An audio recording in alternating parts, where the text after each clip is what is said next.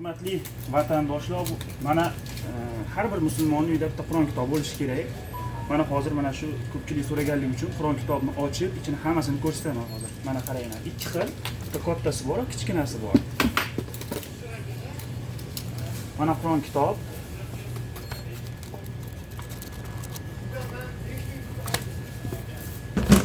Ichida qo'shimcha, ya'ni sura kitoblari, har xilli, undan keyin duolari, manaki arabcha har xilli yozuv nimalari bor, muallim soni o'rganaman deguvchilarga.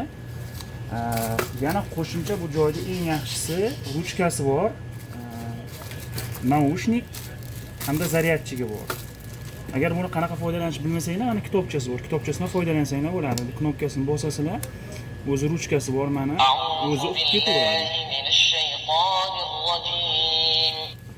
Xohlagan bitta joyga hozir kitobni ochib, shundoq qo'yamiz.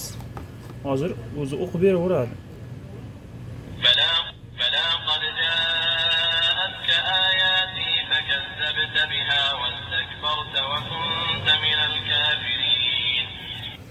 Mana buyurtma beringlar azizlar. Ikkalasi xuddi mana shunaqa. Bu bittasi endi ozgina kattaroq.